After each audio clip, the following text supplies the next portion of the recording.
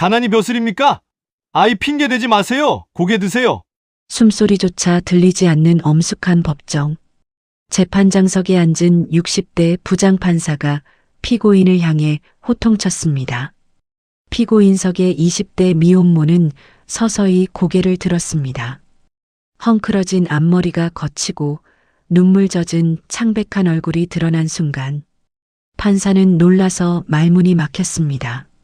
젊은 시절 아내의 얼굴과 똑같았기 때문입니다.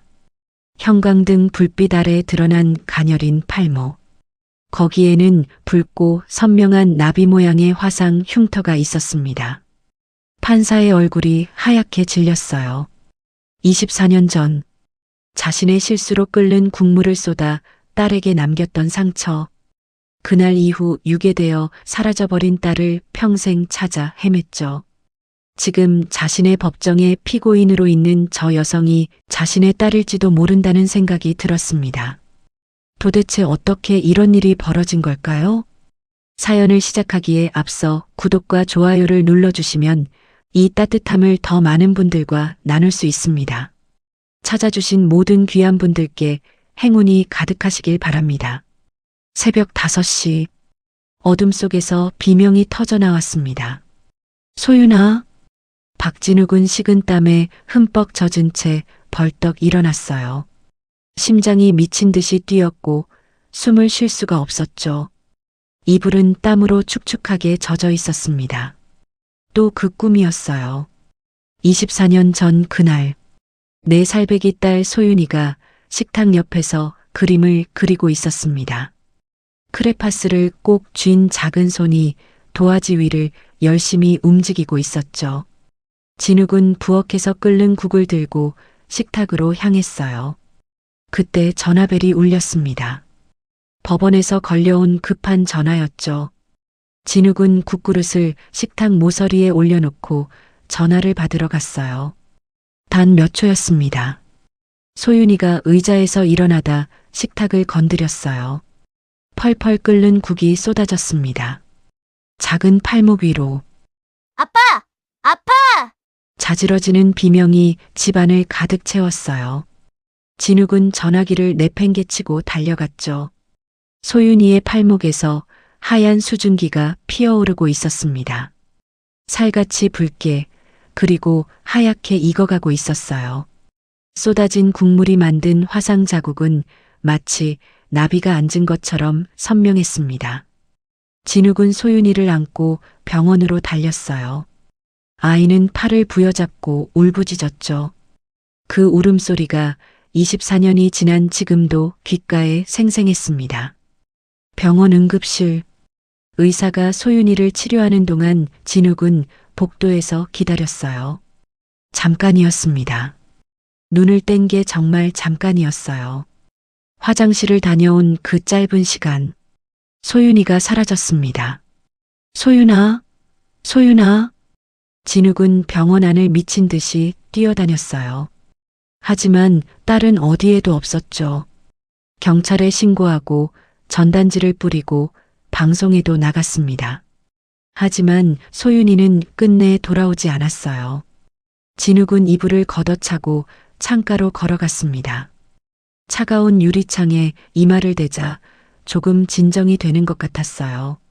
하지만 가슴 한쪽에 박힌 죄책감은 절대 사라지지 않았죠. 내가 그때 왜? 거울에 비친 자신의 얼굴을 봤습니다. 60이 넘은 늙은 남자. 깊게 파인 주름과 흰머리. 하지만 눈 속에는 여전히 24년 전의 죄책감이 가득 담겨 있었어요. 24해. 진욱은 그 세월을 죄인으로 살아왔습니다. 법복을 입고 수많은 사람들을 심판했지만 정작 자신은 평생 용서받지 못할 죄를 짊어지고 있었어요. 아내 영란은 딸을 잃은 충격으로 우울증에 시달렸습니다. 한때는 병원에 입원할 정도로 심각했었죠. 둘 사이에는 더 이상 아이가 생기지 않았어요. 영란은 아이를 가질 때마다 소윤이 생각에 무너져 내렸거든요. 여보, 또 악몽이에요? 어둠 속에서 영란의 목소리가 들려왔습니다. 진욱은 대답 대신 고개만 끄덕였어요. 이리 와요. 옆에 누워요. 영란의 목소리에는 체념이 묻어 있었습니다. 24년 동안 이 악몽을 함께 견뎌온 사람. 진욱은 조용히 침대로 돌아가 아내 곁에 누웠어요. 하지만 눈은 감기지 않았죠. 천장을 바라보며 진욱은 생각했습니다. 소윤이는 지금 어디서 뭘 하고 있을까? 살아있기는 한 걸까? 28살이 된 딸은 어떤 모습일까? 새벽 4시. 진욱은 결국 잠을 포기하고 조용히 옷을 챙겨 입었습니다. 어차피 더 잘 수 없었으니까요. 새벽 출근은 이미 오래전부터 그의 일상이 되어 있었어요. 쌀쌀한 초겨울 아침. 법원으로 향하는 골목길은 아직 어둑어둑했습니다. 가로등 불빛만 희미하게 길을 밝히고 있었죠. 진욱은 코트깃을 세우고 빠른 걸음으로 걸었어요. 정년퇴임까지 이제 석 달. 36해의 판사 생활이 곧 끝나려 하고 있었습니다. 그동안 수천 건의 재판을 진행했어요. 살인범도 사기꾼도 폭력배도 심판했죠. 하지만 자기 자신만큼 무거운 죄인은 만나본 적이 없었습니다. 그때였어요. 앞쪽에서 이상한 소리가 들려왔습니다. 덜컹, 덜컹. 한쪽 바퀴가 고장난 유모차가 비틀거리며 움직이고 있었죠. 유모차를 미는 건 젊은 여자였습니다. 26쯤 되어 보였어요. 낡은 스웨터에 유모차 손잡이를 쥔 손등은 동상에 걸린 듯 붉게 부어 있었죠. 신발은 뒤축이 다 닳아 있었습니다. 쯧쯧. 진욱은 무심코 발걸음을 멈췄어요. 유모차 바퀴가 골목 틈에 끼어버린 거였습니다. 여자는 안간힘을 쓰며 유모차를 밀었지만 바퀴는 꿈쩍도 하지 않았죠. 유모차 안에서 아기 울음소리가 새어나왔어요. 여자의 어깨가 축 처졌습니다. 포기한 듯 잠시 멈춰서더니 다시 힘을 주어 유모차를 밀었어요. 하지만 바퀴는 여전히 움직이지 않았죠. 잠깐요. 진욱이 다가가 유모차 앞쪽을 번쩍 들어 올렸습니다. 걸려있던 바퀴가 빠지면서 유모차가 앞으로 굴러갔어요. 됐습니다. 그런데 여자의 반응이 이상했습니다. 고맙다는 말 대신 마치 죄를 지은 사람처럼 소스라치게 놀라며 뒷걸음질을 쳤거든요. 눈이 휘둥그레졌고 얼굴이 새하얗게 질렸어요. 죄송합니다. 감사합니다. 여자의 목소리가 떨리고 있었습니다. 눈을 제대로 마주치지도 못했어요. 온몸에서 두려움이 느껴졌죠. 마치 세상 모든 것이 자신을 해칠 거라고 믿는 사람처럼. 진욱은 순간 가슴이 철렁 내려앉았습니다. 저 여자가 대체 어떤 삶을 살았기에 이토록 사람을 무서워하는 걸까? 세상의 모든 것에 겁을 먹은 듯한 저 눈빛은 또 뭘까? 누군가에게 많이 맞아본 사람, 많이 무시당해본 사람, 그런 사람들만이 가지는 특유의 움츠림이 보였어요. 괜찮습니다. 조심해서 가세요. 진욱이 어색하게 말했지만 여자는 이미 허겁지겁 유모차를 밀며 멀어지고 있었어요. 덜컹거리는 바퀴 소리가 골목에 길게 울렸습니다. 뒤도 돌아보지 않았죠. 진욱은 그 자리에 멈춰서서 여자의 뒷모습을 바라봤습니다. 구부정한 어깨 사이로 보이는 가느다란 목덜미, 추위에 움츠린 초라한 등, 이상했어요. 처음 보는 사람인데 왠지 모를 기시감이 밀려왔거든요. 마치 오래전 어디선가 봤던 것 같은, 설명할 수 없는 끌림 같은 게 있었습니다. 가슴 한쪽이 싸하게 저려왔어요. 딸을 잃고 난 후부터 진욱은 젊은 여자들을 볼 때마다 소윤이를 떠올리곤 했습니다. 혹시 저 사람이 내 딸이 아닐까? 저 아이가 소윤이가 아닐까? 하지만 매번 실망뿐이었죠. 뭐지? 진욱은 고개를 저었습니다. 그냥 불쌍해 보여서 그런 거라고 생각했어요. 판사로 살면서 수많은 사연을 접했으니까요. 저런 처지의 사람들을 많이 봐왔으니까.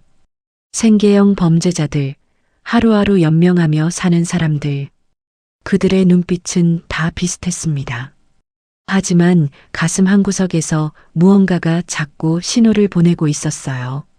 저 사람을 그냥 보내면 안 될 것 같은, 다시 한번 잡아서 얼굴을 봐야 할 것 같은 그런 이상한 느낌이었죠. 진욱은 멈칫하다가 결국 발걸음을 돌렸습니다. 법원으로 향하는 익숙한 길. 하지만 오늘따라 그 길이 왠지 낯설게 느껴졌어요.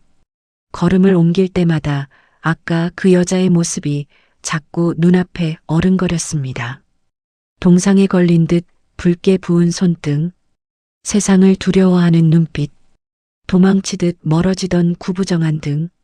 진욱은 자신도 모르게 중얼거렸어요. 저 사람, 괜찮을까? 차가운 바람이 코트 사이로 파고들었습니다. 진욱은 주머니에 손을 찔러 넣고 걸음을 재촉했어요. 하지만 마음 한구석에 박힌 이상한 감정은 좀처럼 가시지 않았죠. 아침 햇살이 골목 끝에서 희미하게 번지기 시작했습니다. 새로운 하루가 밝아오고 있었어요. 하지만 진욱은 알지 못했습니다. 오늘 스쳐 지나간 그 여자를 다시 보게 될 줄. 두 사람의 길을 다시 교차시키고 있었습니다. 그날 밤, 서울 변두리 허름한 주택가 꼭대기, 옥탑방 창문으로 찬바람이 스며들고 있었습니다. 한지은은 아기 민준이를 꼭 껴안은 채 이불 속에 웅크리고 있었어요. 보일러는 사흘 전에 끊겼죠. 가스비를 내지 못했거든요. 방 안 온도는 영하에 가까웠습니다. 민준이가 칭얼거리기 시작했어요. 10달 된 아기의 이마가 불덩이처럼 뜨거웠습니다. 지은은 떨리는 손으로 아이의 이마를 짚어봤죠. 민준아, 엄마가 미안해. 조금만 참아. 해열제를 먹여야 했어요. 하지만 약통은 이미 며칠 전에 바닥났습니다. 지은은 벌떡 일어나 부엌으로 갔어요. 분유라도 타서 먹여야겠다고 생각했죠. 분유통을 들어 올렸습니다. 탈탈 털어봤어요. 하얀 가루가 손톱만큼도 나오지 않았죠. 지은은 그 자리에 주저앉았습니다. 통장 잔고는 0원. 지갑에는 동전 몇 개뿐이었어요. 카드는 진작에 정지됐고 빌릴 곳도 없었습니다. 민준이 아버지요? 그 남자는 지은이 임신한 걸 알자마자 도망쳤어요. 연락처도 바꾸고 사라져버렸죠. 지은에게 남은 건 뱃속의 아이와 빚뿐이었습니다. 으앙, 으앙. 민준이 울음소리가 커졌어요.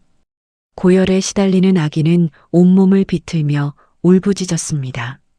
지은은 아이를 안아 올려 등을 토닥였어요. 하지만 울음은 멈추지 않았죠.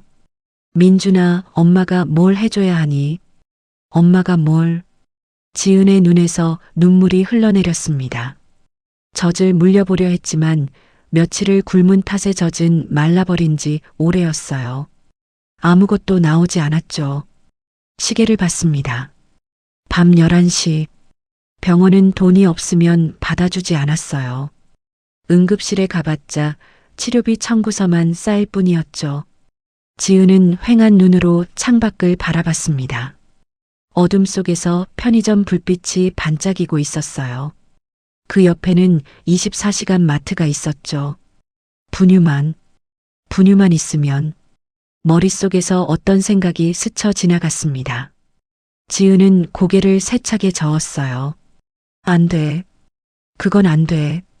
하지만 품속에서 울부짖는 아이를 보자 이성이 무너져 내렸습니다. 민준아, 엄마가 구해올게. 조금만 기다려. 지은은 아이를 이불로 꽁꽁 싸맸어요. 그리고 낡은 패딩을 걸치고 밖으로 나섰습니다. 차가운 밤 공기가 폐를 찔렀지만 느낄 겨를이 없었죠. 마트 안은 환했습니다. 형광등 불빛 아래 진열대가 가지런히 늘어서 있었어요. 분유, 기저귀, 이유식. 지은에게는 그 모든 것이 손닿을 수 없는 보물처럼 보였죠. 지은은 분유 코너 앞에 섰습니다. 손이 바들바들 떨렸어요. 심장이 미친 듯이 뛰었죠. 그냥 하나만 가져가면. 주위를 둘러봤습니다. 직원은 계산대 쪽에만 있었어요. CCTV가 천장에서 깜빡이고 있었지만 지은의 눈에는 들어오지 않았죠. 손을 뻗었습니다. 분유통 하나를 집어 품 안에 넣었어요. 그리고 하나 더. 아이를 살려야 한다는 본능이 모든 두려움을 집어삼켰습니다.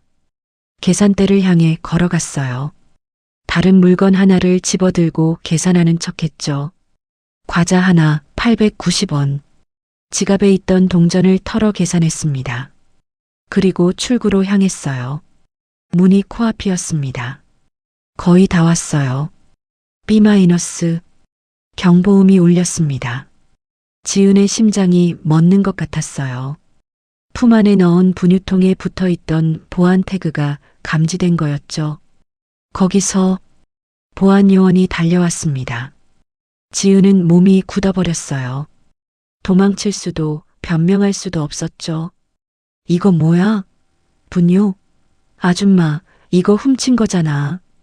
보안 요원의 고함에 사람들이 몰려들기 시작했습니다. 지은은 무릎이 꺾여 바닥에 주저앉았어요. 죄송합니다. 죄송합니다. 아기가 아파서, 분유가 없어서 울먹이며 빌었지만 아무도 귀 기울이지 않았죠. 그때 점장이 나타났습니다. 40 중반쯤 되어 보이는 남자. 얼굴에는 경멸이 가득했어요. 뭐야, 또 이런 거지 같은 년이야? 점장은 지은의 머리채를 잡다시피 일으켜 세웠습니다. 지은은 비명을 지르며 손을 들어 막으려 했어요. 아기가 아파서 그랬어요. 제발, 한 번만 봐주세요. 아기 핑계 대지 마. 돈 없으면 애를 왜 낳아? 거지 주제에. 점장의 목소리가 마트 안에 쩌렁쩌렁 울렸습니다. 구경꾼들이 수군거리기 시작했어요. 핸드폰을 꺼내 영상을 찍는 사람도 있었죠. 봐봐, 이런 년들이 문제야. 가난한 게 벼슬인 줄 알아. 점장은 구경꾼들을 향해 소리쳤어요. 지은은 수치심에 고개를 들 수가 없었습니다. 눈물이 볼을 타고 흘러내렸죠. 경찰 불러. 이런 년은 콩밥을 먹여야 정신을 차려. 경찰이 오고 결국 지은은 절도죄로 경찰서 유치장에 갇히게 되었습니다. 차가운 시멘트 바닥 위에 지은이 웅크리고 있었습니다. 철창 너머로 형광등 불빛이 차갑게 비추고 있었어요. 지은은 젖어가는 가슴을 부여잡았습니다. 민준이 생각에 미칠 것 같았어요. 지금쯤 아이는 얼마나 울고 있을까? 열은 내렸을까? 혹시 무슨 일이 생긴 건 아닐까? 민준아, 엄마가 미안해. 지은은 무릎에 얼굴을 묻고 소리 없이 울었습니다. 28회의 인생이 주마등처럼 스쳐 지나갔어요. 4살 때 길에서 발견되어 보육원에 맡겨졌죠. 이름도 부모도 모른 채 자랐어요. 보육원에서 나온 후에는 식당, 주방, 공장, 편의점, 온갖 일을 전전하며 겨우 연명했습니다. 그러다 만난 남자. 처음으로 사랑받는다고 느꼈어요. 하지만 그건 착각이었죠. 임신 사실을 알리자 남자는 사라졌고 지은에게는 빚만 남았습니다. 그래도 아이만은 지키고 싶었어요. 민준이가 태어났을 때 지은은 처음으로 진짜 가족이 생겼다고 느꼈거든요. 이 아이만큼은 자신처럼 버려지게 하지 않겠다고 다짐했죠. 그런데 지금 자신은 어디 있는 건가요? 유치장 안에서 아이 걱정에 미쳐가고 있었습니다. 한지은 씨 나와요. 유치장 담당 경찰의 목소리에 지은이 고개를 들었어요. 철창 앞에 젊은 경찰관이 서 있었습니다. 초범이고 사정이 딱하다니까 불구속 수사로 풀어줍니다. 대신 재판은 받아야 해요. 지은은 비틀거리며 일어났어요. 다리에 힘이 들어가지 않았죠. 유치장 문이 열렸을 때 지은은 휘청거리며 밖으로 나왔습니다. 새벽 공기가 폐를 찔렀어요. 하지만 지은에게는 그마저도 느낄 여유가 없었죠. 오직 민준이 생각뿐이었습니다. 허둥지둥 옥탑방으로 달려갔어요. 문을 열자 아이 울음소리가 터져 나왔습니다. 민준이는 이불 속에서 목이 쉬도록 울고 있었죠. 지은은 아이를 와락 껴안았어요. 다행히 열은 조금 내린 것 같았습니다. 아이의 체온을 확인하며 지은은 펑펑 울었어요. 미안해. 엄마가 미안해. 다신 안 그럴게. 하지만 지은은 알고 있었습니다. 이제 재판을 받아야 한다는 걸, 전과자가 될 수도 있다는 걸. 그러면 민준이는 어떻게 되는 걸까요? 창밖으로 동이 트기 시작했어요. 하늘이 희뿌옇게 밝아오고 있었죠. 하지만 지은의 마음속에는 여전히 칠흑 같은 어둠뿐이었습니다. 아기를 안은 채 창가에 서서 지은은 멍하니 하늘을 바라봤어요. 어디선가 까마귀 우는 소리가 들려왔죠. 앞으로 무슨 일이 벌어질지 지은은 상상조차 할 수 없었습니다. 불구속 수사로 풀려난 지 일주일째. 지은은 옥탑방에서 민준이를 돌보며 하루하루를 버티고 있었습니다. 경찰 조사는 끝났어요. 하지만 그게 끝이 아니었습니다. 며칠 후 검찰에서 연락이 왔어요. 한지은 씨, 기소 결정 통보드립니다. 재판 날짜는 추후 통보될 예정입니다. 전화기를 든 손이 떨렸습니다. 기소, 재판, 그 단어들이 머릿속에서 맴돌았어요. 분유 2통, 56,000원. 그걸로 재판까지 받아야 하는 건가요? 지은은 전화를 끊고 한참을 멍하니 앉아 있었습니다. 잘못한 건 맞았어요. 도둑질은 도둑질이니까요. 하지만 마음 한구석에서는 세상이 원망스러웠어요. 하지만 그보다 더 미운 건 자기 자신이었습니다. 돈이 없어서 아이에게 분유도 못 사주는 엄마. 일자리를 구하지 못해 방세도 못 내는 엄마. 결국 도둑질까지 해서 전과자가 될 엄마. 나는 왜 이렇게 무능할까? 민준이한테 해줄 수 있는 게 아무것도 없어. 지은은 잠든 민준이를 바라봤습니다. 눈물이 볼을 타고 흘러내렸어요. 이 아이는 왜 이런 엄마를 만나서 고생하는 걸까요? 그날 아침, 지은은 민준이에게 죽을 쑤어 먹이고 있었어요. 이웃집 할머니가 쌀 한 줌을 나눠줬거든요. 그것마저 없었다면 굶어야 했을 겁니다. 민준아, 맛있어? 응? 아기는 작은 입을 오물거리며 죽을 받아 먹었어요. 지은의 얼굴에 잠깐 미소가 번졌습니다. 이 아이만 있으면 뭐든 견딜 수 있을 것 같았죠. 그때였습니다. 쿵, 쿵, 쿵. 문을 두드리는 소리가 거칠게 울렸어요. 지은은 깜짝 놀라 숟가락을 놓쳤습니다. 경찰인가? 아니면 마트에서 온 사람인가? 가슴이 철렁 내려앉았죠. 한지은, 문 열어. 날카로운 여자 목소리였어요. 집주인 아줌마. 지은은 떨리는 손으로 문을 열었습니다. 문 앞에는 50대 후반의 여자가 서 있었어요. 퍼머 머리에 두꺼운 화장. 눈에는 경멸이 가득했죠. 야, 너 경찰서 다녀왔다며? 도둑질했다고? 지은의 얼굴이 하얗게 질렸습니다. 어떻게 알았을까요? 아마 동네 소문이 퍼진 모양이었어요. 그게 뭐야? 내 집에 도둑년을 들였어? 월세도 석 달이나 밀렸으면서. 집주인 아줌마의 목소리가 골목에 쩌렁쩌렁 울렸습니다. 옆집 문이 슬그머니 열리고 사람들이 고개를 내밀었어요. 지은은 수치심에 고개를 들 수가 없었죠.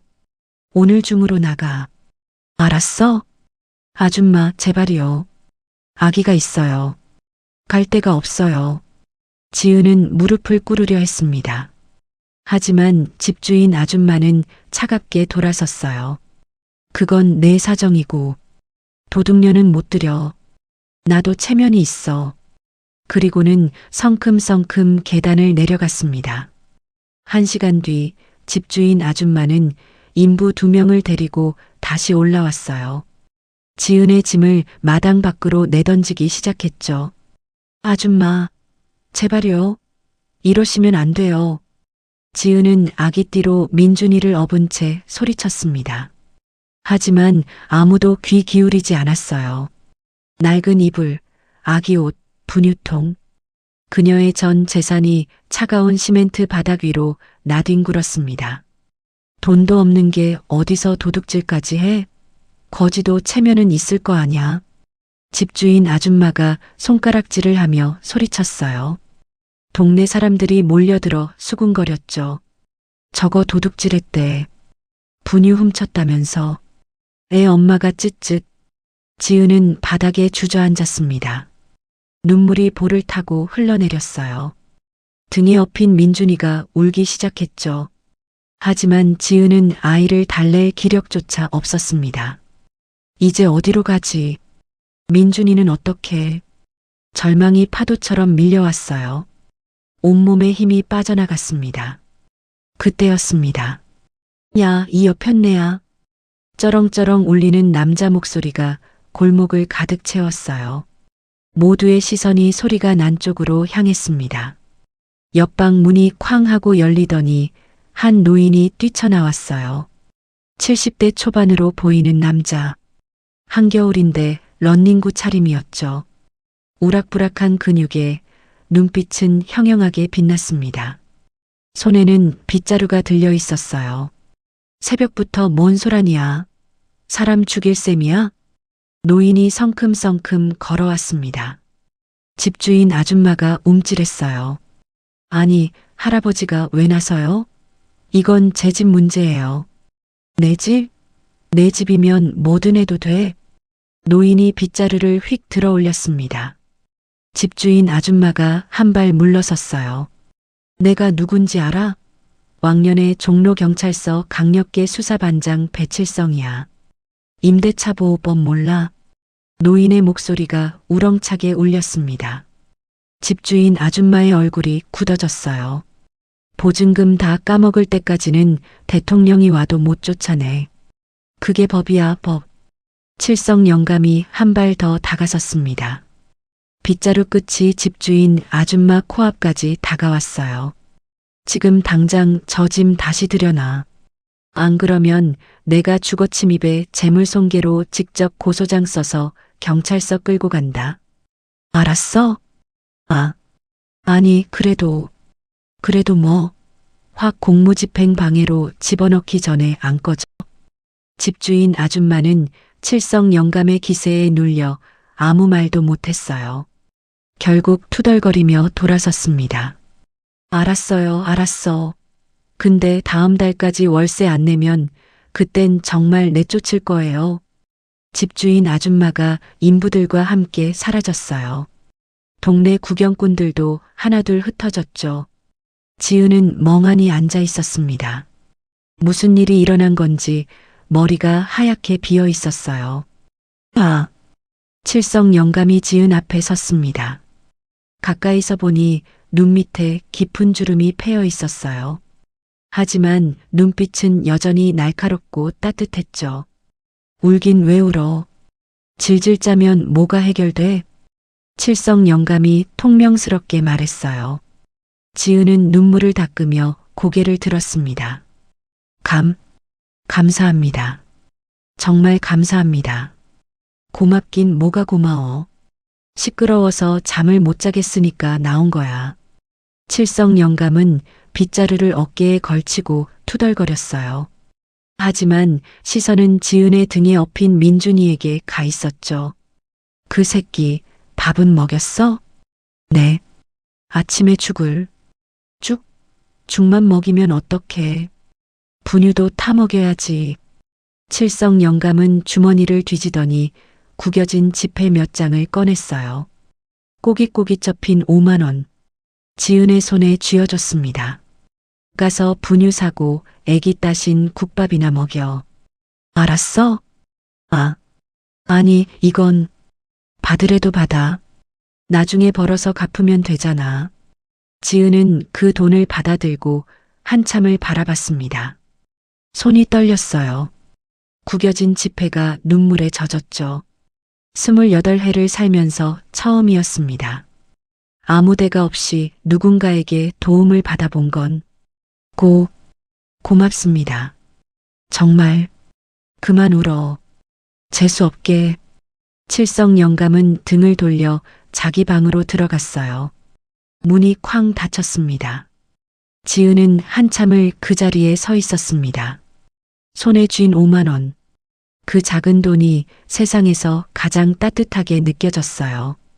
어쩌면 세상에 아직 좋은 사람이 남아있는 걸지도 모르겠다고. 지은은 처음으로 그런 생각을 했습니다. 민준이가 등에서 꿈틀거렸어요. 지은은 고개를 돌려 아이의 볼에 입술을 갖다 댔죠. 민준아, 우리 조금만 더 버텨보자. 흩어진 짐을 주워 담으며 지은은 다시 일어섰습니다. 다리가 후들거렸지만 쓰러지지 않았어요. 하지만 지은은 알지 못했습니다. 2주 후 법정에서 자신을 기다리는 사람이 누구인지, 그리고 그 만남이 모든 것을 뒤흔들어 놓을 거라는 걸. 골목 끝에서 바람이 불어왔습니다. 차가웠지만 조금 덜 매서운 것 같았어요. 2주가 지났습니다. 재판날이 밝았어요. 지은은 새벽같이 일어나 민준이를 이웃집 할머니에게 맡겼습니다. 칠성 영감이 소개해준 분이었어요. 걱정 마, 내가 잘 봐줄게. 할머니의 말에 지은은 고개를 숙여 인사했죠. 법원으로 가는 버스 안. 지은은 창밖을 멍하니 바라봤습니다. 손이 떨리고 있었어요. 정가자. 그 세 글자가 머릿속을 맴돌았죠.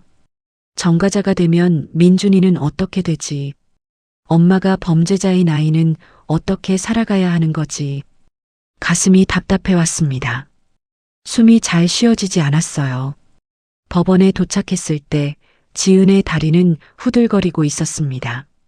거대한 건물이 그녀를 짓누르는 것 같았어요. 유리문을 밀고 들어가자 차가운 공기가 얼굴을 때렸죠. 한지은 씨요? 뒤에서 누군가 불렀습니다. 돌아보니 양복을 입은 남자가 서 있었어요. 30 중반쯤 되어 보였죠. 손에는 서류 뭉치가 들려 있었습니다. 네, 맞아요. 아, 국선 변호사 김태호입니다. 잠깐 얘기 좀 할까요? 국선 변호사. 지은은 가슴이 철렁 내려앉았어요. 돈이 없어서 사선 변호사를 선임할 수 없었거든요. 국가에서 배정해주는 변호사에게 운명을 맡길 수밖에 없었습니다. 법원 복도 구석. 변호사는 시계를 흘끔 보며 서류를 뒤적였어요. 하품을 참는 기색이 역력했죠. 한지은 씨, 분유절도 맞죠? 초범이고. 네, 아기가 아파서. 분유가 없어서. 아, 네네. 사정은 알겠고요. 변호사가 말을 끊었습니다. 지은의 말에는 별 관심이 없는 눈치였어요. 그냥 판사님한테 죽을 죄 지었다고만 하세요. 반성하고 있다. 다시는 안 그러겠다. 그 정도면 돼요. 제 사정을 좀 말씀드려도. 아, 구질구질하게 사연 길게 말하지 마세요. 판사님들 그런 거 싫어해요. 바쁘시거든요. 변호사는 다시 시계를 봤습니다. 그리고 서류를 가방에 쑤셔 넣으며 일어섰어요. 저 다음 재판도 있어서요. 법정에서 봐요. 그렇게 말하고는 성큼성큼 사라졌습니다. 지은은 그 자리에 멍하니 서 있었어요. 3분. 변호사와 나눈 대화는 고작 3분이었습니다. 자신의 인생이 걸린 재판인데 변호사는 하품을 하며 3분 만에 자리를 떴어요. 아무도 내 편이 없구나. 지은은 벽에 등을 기대고 천천히 주저앉았습니다. 눈물이 차올랐지만 억지로 삼켰어요. 여기서 울면 안 됐거든요. 오전 10시 제1호 형사법정. 지은은 떨리는 다리로 법정 문을 열었습니다. 안으로 들어서자 엄숙한 공기가 온몸을 감쌌어요. 높은 천장, 갈색 나무벽. 정면에는 재판장석이 높이 자리 잡고 있었죠. 방청석에는 사람이 거의 없었습니다. 피고인석으로 향하는 발걸음이 무거웠어요. 심장이 목구멍까지 치밀어 오르는 것 같았죠. 일어나세요. 법원 직원의 목소리가 울렸습니다. 지은은 후다닥 일어섰어요. 재판장석 문이 열렸습니다. 검은 법복을 입은 남자가 들어왔어요. 예순이 넘어 보이는 얼굴, 흰머리가 섞인 머리칼과 깊게 파인 주름. 하지만 눈빛은 차갑고 날카로웠습니다. 박진욱 부장판사. 그가 재판장석에 앉았어요. 진욱은 서류를 펼쳤습니다. 오늘 재판 목록이 빼곡했어요. 절도, 사기, 폭행, 생계형 범죄 사건이 유난히 많았죠. 요즘 들어 이런 사건이 부쩍 늘었습니다. 경기가 안 좋아지면서 먹고 살기 힘들어진 사람들. 동정은 했지만 법은 법이었어요. 감정을 배제하고 기계적으로 판결을 내리는 게 판사의 일이었죠. 피고인 한지은, 앞으로 나오세요. 진욱이 무뚝뚝하게 말했습니다. 지은은 떨리는 다리로 피고인석에서 앞으로 걸어 나왔어요. 그때였습니다. 진욱의 눈이 커졌어요. 걸어오는 여자의 얼굴, 낡은 패딩, 움츠린 어깨. 저 여자, 며칠 전 골목길에서 유모차를 밀던 그 여자였습니다. 고장난 바퀴 때문에 애를 먹던, 도움을 주자 도망치듯 사라지던, 세상의 모든 것을 두려워하던 그 눈빛. 진욱의 가슴 한쪽이 싸하게 저려왔어요. 손에 쥔 펜이 미세하게 떨렸습니다. 왜 하필 저 사람이. 마음이 약해지려 했어요. 골목길에서 느꼈던 이상한 끌림이 다시 밀려왔죠. 저 사람을 도와주고 싶다는 생각이 스쳐 지나갔습니다. 하지만 진욱은 곧바로 고개를 저었어요. 안 돼. 사적인 감정은 배제해야 해. 난 판사야. 법대로 해야 해. 진욱은 애써 얼굴을 굳혔습니다. 오히려 평소보다 더 차갑고 딱딱한 표정을 지었어요. 그래야 감정에 휘둘리지 않을 것 같았거든요. 피고인, 본인이 한지은 맞습니까? 진욱의 목소리가 법정에 차갑게 울렸습니다. 지은은 고개를 푹 숙인 채 대답했어요. 네, 맞습니다. 주소와 직업을 말하세요. 서울시 은평구, 무직입니다. 지은의 목소리는 기어들어가고 있었습니다.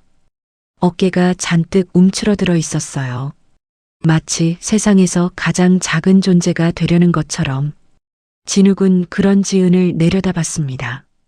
가슴 한쪽이 다시 쿡쿡 쑤셨어요.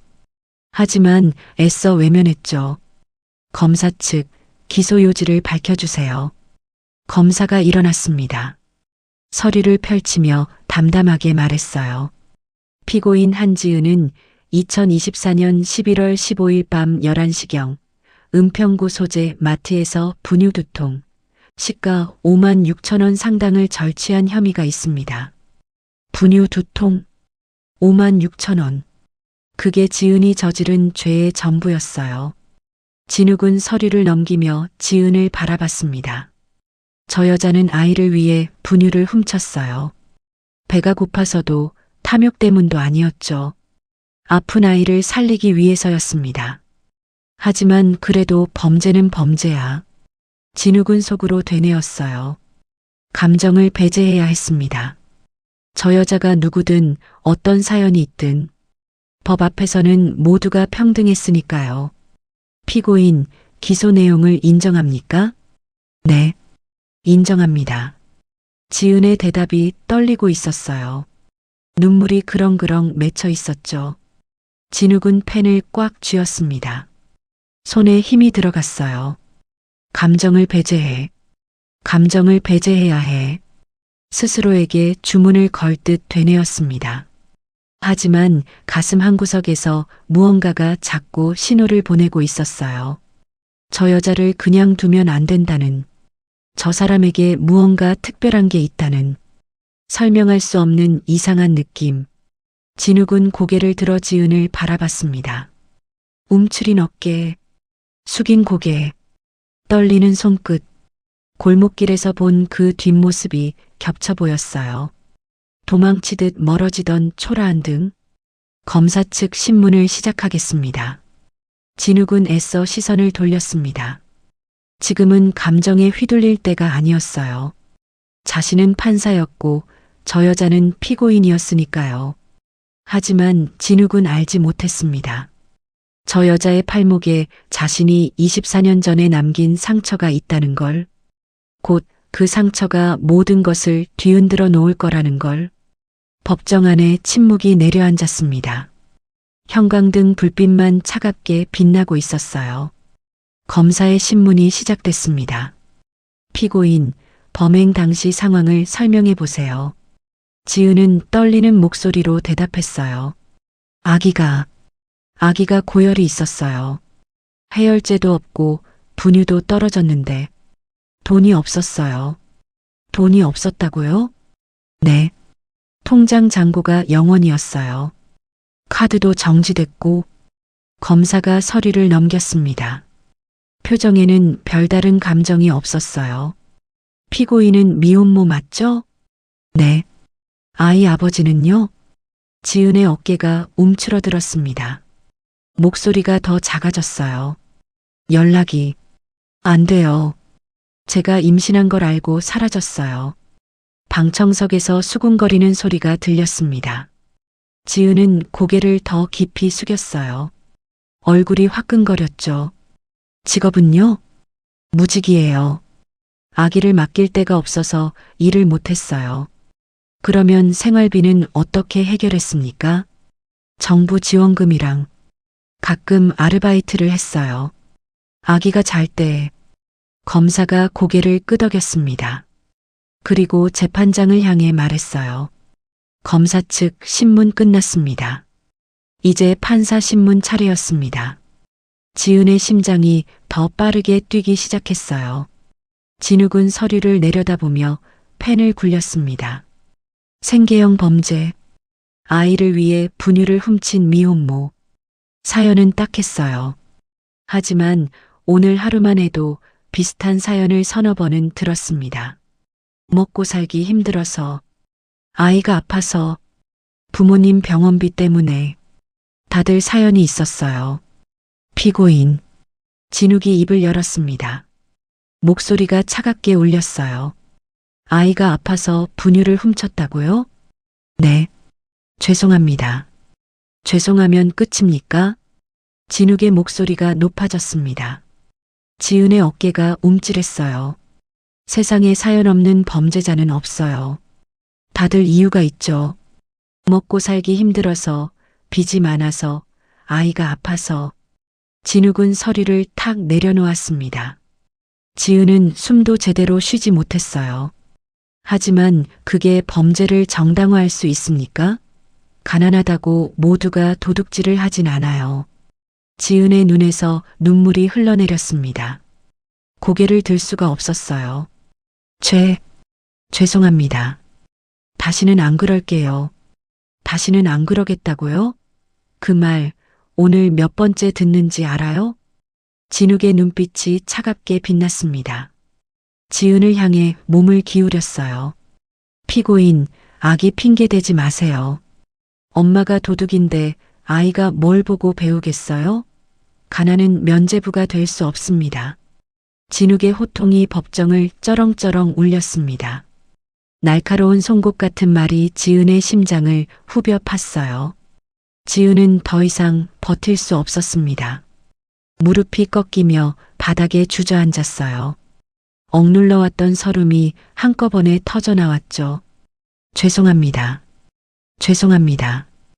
오열이 법정 안을 가득 채웠습니다. 콧물과 눈물이 범벅이 됐어요. 숨을 쉴 수가 없었죠.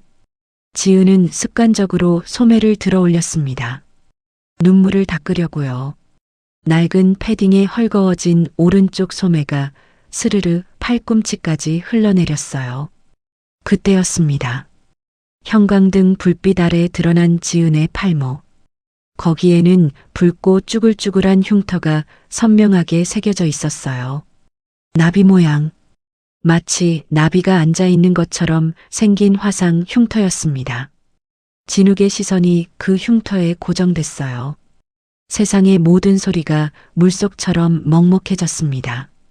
저 흉터, 심장이 발끝으로 뚝 떨어졌어요.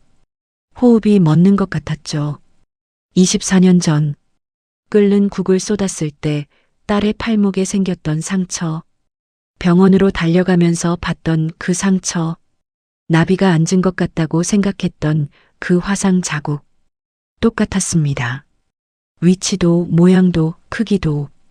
24년의 세월이 흘렀지만 그 흉터는 진욱의 기억 속 상처와 완벽하게 일치했어요. 설마. 진욱의 손이 떨리기 시작했습니다. 꽉 쥐고 있던 펜이 손가락 사이로 미끄러져 바닥에 떨어졌어요. 딸깍 소리가 고요한 법정에 울렸죠. 재판장님? 검사가 의아한 듯 진욱을 바라봤습니다. 하지만 진욱의 귀에는 아무 소리도 들리지 않았어요. 눈앞이 하얘졌습니다. 숨을 쉴 수가 없었어요. 심장이 미친 듯이 뛰었죠. 저 상처, 내가 24년 전에 내 딸 소윤이에게 남긴 상처와. 진욱은 떨리는 손으로 재판장 탁자를 짚었습니다. 식은 땀이 등을 타고 흘러내렸어요. 지은은 여전히 바닥에 주저앉아 울고 있었습니다. 자신의 팔목에 새겨진 흉터가 어떤 의미인지 전혀 모른 채 그저 수치심과 절망에 빠져 오열하고 있었죠. 재판장님, 괜찮으세요? 법원 직원이 다가와 물었어요. 진욱은 간신히 고개를 끄덕였습니다. 휴정? 목소리가 떨리고 있었어요. 간신히 한마디를 내뱉었죠. 10분간 휴정합니다. 진욱은 비틀거리며 자리에서 일어났습니다. 다리에 힘이 들어가지 않았어요. 재판장석 뒤 문을 열고 나가는 동안 지은의 울음소리가 귓가에 맴돌았죠. 복도로 나온 진욱은 벽에 등을 기댔습니다. 무릎이 꺾이며 바닥으로 주저앉았어요. 거친 숨을 내쉬며 가슴을 부여잡았습니다. 심장이 터질 것 같았어요. 말도 안 돼. 우연이야. 세상에 화상 입은 사람이 한둘이겠어? 애써 부정하려 했습니다. 하지만 본능은 이미 알고 있었어요.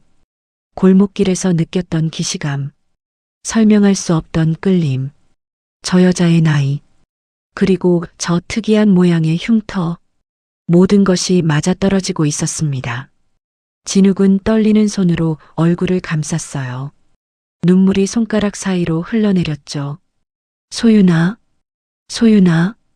24년 동안 불러온 이름이 입술 사이로 새어나왔습니다. 그 이름을 부를 때마다 가슴이 찢어지는 것 같았어요. 만약 저 여자가 정말 소윤이라면 자신은 방금 뭘 한 걸까요? 24년을 찾아 헤매던 딸을 법정에 세워 호통을 치고 죄인 취급을 했던 걸까요? 내가 뭘? 진욱은 벽을 짚고 간신히 일어났습니다. 판사실로 향하는 발걸음이 무거웠어요. 문을 닫고 안으로 들어가자 다리에서 힘이 빠졌습니다. 소파에 털썩 주저앉았어요. 손이 너무 떨려서 물컵을 잡을 수도 없었습니다. 컵이 손에서 미끄러져 바닥에 떨어졌어요. 물이 쏟아지며 카펫을 적셨죠. 진욱은 그것조차 치울 기력이 없었습니다. 그냥 멍하니 천장을 바라봤어요. 확인해야 해. 저 여자가 정말 소윤이인지. 떨리는 손으로 전화기를 들었습니다. 사무관에게 지시했어요. 지금 당장 피고인 한지은의 보육원 입소 기록을 조사해. 최초 발견 당시 신체 특징까지 전부 비밀리에 해줘. 전화를 끊고 진욱은 두 손으로 얼굴을 감쌌습니다. 어깨가 들썩이기 시작했어요. 평생 흘리지 않았던 눈물이 손가락 사이로 흘러내렸습니다. 판사실 안에 낮은 흐느낌만 가득 찼어요. 법정에서는 여전히 지은의 울음소리가 들려오고 있었습니다. 두 사람의 울음이 벽 하나를 사이에 두고 엇갈리고 있었죠. 서로가 누구인지도 모른 채 그날 재판은 결국 속행됐습니다. 진욱은 휴정 후 간신히 법정으로 돌아왔어요. 하지만 제대로 된 신문을 진행할 수 없었죠. 다음 기일에 선고하겠습니다. 그 한마디를 남기고 재판을 끝냈어요. 지은은 영문도 모른 채 법정을 나섰습니다. 진욱은 그 뒷모습을 멍하니 바라봤죠. 저 여자가 정말 소윤이일까? 24년을 찾아 헤매던 딸이 저렇게 초라한 모습으로 내 앞에 섰던 걸까? 머리가 복잡했습니다. 아무것도 정리되지 않았어요. 그날 밤, 진욱은 집에 들어가지 못했습니다. 법원 주차장에 차를 세우고 밤을 지새웠어요. 운전석에 앉아 멍하니 어둠을 바라봤습니다. 손은 여전히 떨리고 있었죠. 눈을 감으면 지은의 팔목에 새겨진 흉터가 떠올랐어요. 나비 모양. 24년 전 자신이 남긴 상처. 우연이야. 분명히 우연일 거야. 진욱은 속으로 되뇌었습니다. 세상에 화상 입은 사람이 한둘이겠어요. 비슷한 모양의 흉터를 가진 사람도 있을 수 있잖아요. 하지만 마음 한구석에서는 알고 있었습니다. 저건 우연이 아니라는 걸. 골목길에서 처음 봤을 때 느꼈던 기시감. 설명할 수 없던 끌림. 저 여자의 나이. 보육원에서 자랐다는 사실. 모든 것이 맞아떨어지고 있었어요. 새벽 4시. 진욱의 핸드폰이 울렸습니다. 사무관이었어요. 재판장님, 요청하신 자료 찾았습니다. 심장이 쿵 내려앉았어요. 손이 떨려서 핸드폰을 제대로 잡을 수가 없었죠. 뭐라고 나왔어? 한지은 씨는 1996년 12월 서울역 근처에서 발견됐습니다. 추정 나이 4살. 이름과 보호자 불명으로 한빛 보육원에 입소했고요. 1996년 12월 소윤이가 사라진 게 그해 11월이었습니다. 한 달 후에 서울역에서 발견됐다는 거예요. 신체 특징은 뭐라고 나왔어? 목소리가 떨렸습니다. 심장이 목구멍까지 치밀어 올랐어요. 오른쪽 손목 부근에 3도 화상 흔적이 있다고 기록돼 있습니다. 모양은 나비 모양이라고요. 진욱은 핸드폰을 놓칠 뻔했습니다. 온몸에서 힘이 빠져나갔어요. 재판장님? 재판장님 괜찮으세요? 사무관의 목소리가 멀게 들렸습니다. 진욱은 간신히 대답했어요. 고마워. 수고했어. 전화를 끊고 진욱은 핸들 위에 이마를 박았습니다. 어깨가 들썩이기 시작했어요. 소윤아, 소윤아. 24년 만에 찾은 딸. 그 아이를 내 손으로 법정에 세워 호통쳤습니다. 도둑이라고, 거지 근성이라고. 엄마가 범죄자면 아이가 뭘 보고 배우겠냐고. 내가 미쳤지. 진욱은 주먹으로 핸들을 내리쳤어요. 1번, 2번, 3번. 손등이 빨갛게 부어올랐지만 아픔조차 느껴지지 않았습니다. 다음 날 아침, 진욱은 밤새 주차장에서 잠을 설친 채 집으로 돌아왔습니다. 현관문을 열자 안에 영란이 서 있었어요. 얼굴이 창백했죠. 여보, 어디 있었어요? 아, 법원에 일이 있어서. 거짓말. 영란의 목소리가 날카로웠습니다.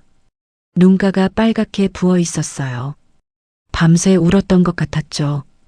법원에 전화했어요. 어제 저녁에 퇴근하셨다고 하더라고요. 진욱은 아무 말도 할 수 없었습니다.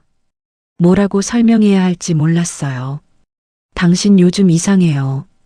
새벽마다 악몽 꾸고 밥도 안 먹고 밤에 집에도 안 들어오고 영란이 한 발 다가섰습니다. 눈에 눈물이 그렁그렁 맺혀 있었어요. 나한테 숨기는 거 있죠? 뭐예요? 혹시? 영란의 입술이 떨렸습니다. 힘겹게 말을 이었어요. 혹시 딴 여자 생긴 거예요? 뭐? 아니야, 그런 거 아니야. 그럼 뭔데요? 왜 나한테 아무 말도 안 해요? 영란의 외침이 거실에 울렸습니다. 진욱은 아내의 손을 잡으려 했어요. 하지만 영란은 손을 뿌리쳤죠. 소윤이 잃고 나서 24년을 같이 버텼잖아요. 나도 힘들었어요. 당신만 힘든 줄 알아요?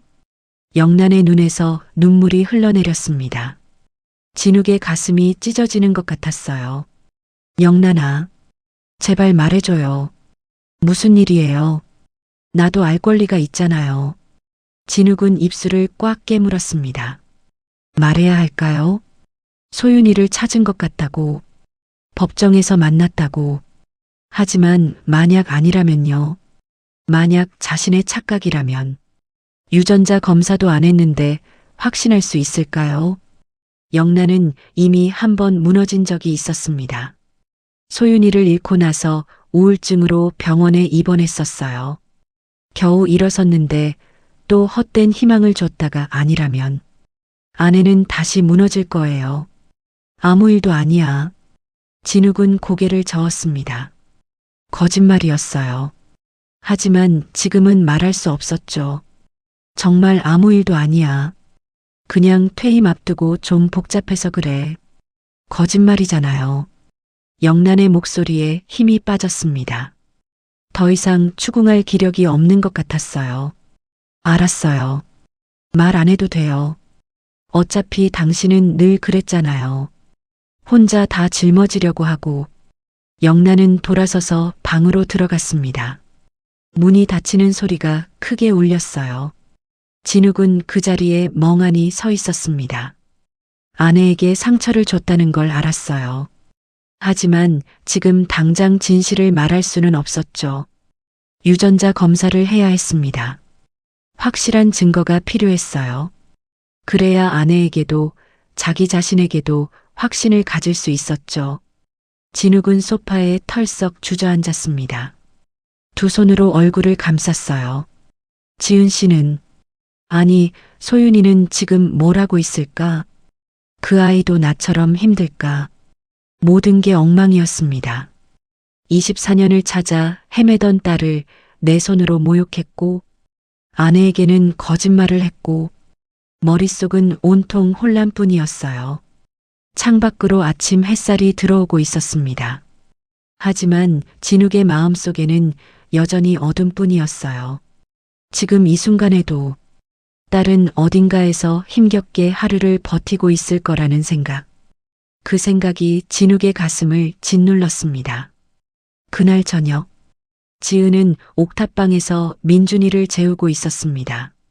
재판이 끝난 후 지은은 며칠째 방 안에만 있었어요. 법정에서 들었던 말이 머릿속을 떠나지 않았거든요. 가난은 면죄부가 될 수 없습니다. 엄마가 도둑인데 아이가 뭘 보고 배우겠어요? 판사의 차가운 목소리가 귓가에 맴돌았어요.